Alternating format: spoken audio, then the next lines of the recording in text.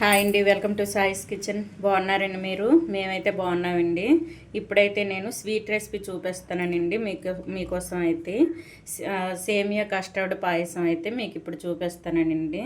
దీనికోసం అయితే ముందుగా స్టవ్ ఆన్ చేసేసుకొని ఒక కడాయి పెట్టేసుకున్నానండి. ఇందులో ఒక 2 టేబుల్ స్పూన్ వరకు నెయ్యిని వేసుకుందాం.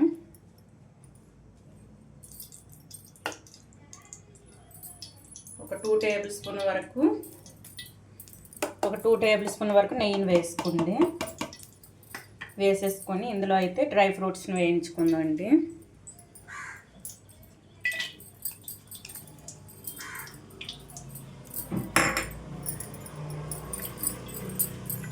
మంచిగా వేయించుకోవాలి.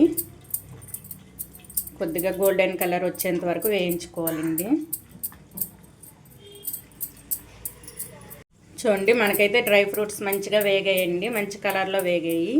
ఇప్పుడైతే ఇందులో సేమియా వేసుకుంటానండి. 1 కప్పు సేమియా వేసుకుంటాను. ఇది కూడా మంచిగా వేయించుకోవాలండి. ఈ నేతిలో ఇది కూడా మంచిగా వేగాలి. మనకి సేమియా ఎంత మంచిగా వేగుతుందో పాయసం అయితే అంత బాగుంటుందండి. టేస్ట్ అయితే ఫ్లేమ్ మీడియంలో ఉంచేసుకొని ఇది మంచిగా వేయించుకోండి. చూడండి, మంచి బ్రౌన్ కలర్ అయితే మనకు వచ్చింది, చూసారా? మంచిగా వేగిందండి సేమియా అయితే. ఇప్పుడైతే ఇందులో కాచి చల్లార్చిన 2 కప్పులు మిల్క్ని అయితే వేసుకుందామండి.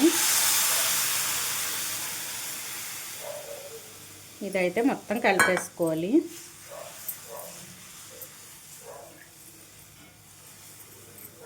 ఈ మిల్క్లో అయితే ఈ సేమియా మంచిగా ఉడకాలండి మనకి.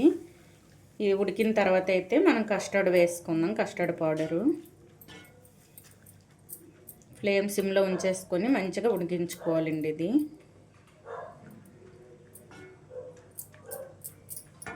చూడండి, మనకైతే సేమియా ఉడికిందండి. ఈ విధంగా అయితే ఉడకాలి. ఇప్పుడైతే ఒక 3/4 కప్పు వరకు షుగర్ను వేసుకుంటానండి. మీరు షుగర్ తక్కువ తినని వాళ్ళైతే 1/2 కప్పు వరకు వేసుకోవచ్చండి, సరిపోద్ది. ఎక్కువ తినని వాళ్ళైతే 1 కప్పు లేకపోతే ఒక 3/4 కప్పు వరకు వేసేసుకోండి. నేనైతే ఒక 3/4 కప్పు వరకు షుగర్ని అయితే వేసేసుకున్నాను. ఈ విధంగా కలిపేసుకోవాలండి. షుగర్ మొత్తం ఇందులో కరిగేంత వరకు కలిపేసుకోవాలి.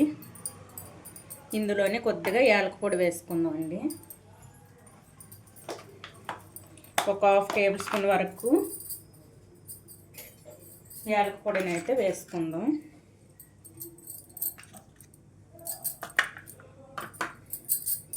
వేసేసుకొని ఇప్పుడైతే ఈ కస్టర్డ్ని కలుపుకుందాం అండి. కస్టర్డ్ ఇదిగోండి, వెనీలా కస్టర్డ్ అండి. కస్టర్డ్ పౌడర్ అయితే నా దగ్గర ఉంది.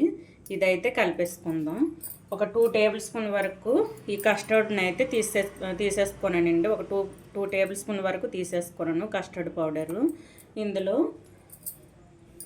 కొద్దిగా మిల్క్ని వేసుకొని ఉండలు లేకుండా కలిపేసుకోవాలండి.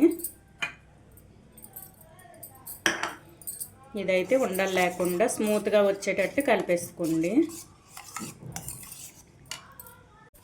చూడండి, ఈ విధంగా అయితే కలిపేసుకోవాలండి. ఎక్కడ ఉండలు లేకుండా ఈ విధంగా కలిపేసుకొని ముందుగా మనం సేమియా మంచిగా ఉడికిందో లేదో చెక్ చేసుకోవాలండి. పూర్తిగా సేమియా మనకు ఉడకాలి. ఎందుకంటే ఈ కస్టర్డ్ పౌడర్ మనం వేసిన తర్వాత ఇదైతే దగ్గర పడిపోద్దండి. ఈ పాయసం మొత్తం దగ్గర పడిపోద్ది. అందుకోసం అని చెక్ చేసుకోవాలి. చూడండి, మనకైతే ఉడికిందండి. ఈ సేమియా అయితే ఉడికిపోయింది. ఇప్పుడు ఇందులో మనం రెడీ చేసి పెట్టుకున్న ఈ కస్టర్డ్ పౌడర్ ఇది వేసుకుందామండి. మిల్క్ అది కలిపేసుకున్నాం కదండి. ఇదైతే వేసేసుకొని ఫ్లేమ్ పూర్తిగా సిమ్లో ఉంచేసుకొని ఇది కలిపేసుకోండి. హైలో లేకపోతే మీడియంలో పెట్టేసుకున్నారంటే ఒక్కసారిగా దగ్గర పడిపోద్దండి. మీకు ఆ ఫ్లేవర్ అనేది మీకు రాదు. అందుకోసమని ఈ విధంగా కొద్దిగా వేసుకుంటూ కలిపేసుకోవాలి అండి. ఇప్పుడు ఇదైతే బౌల్లో తీసేసుకుందాం అండి.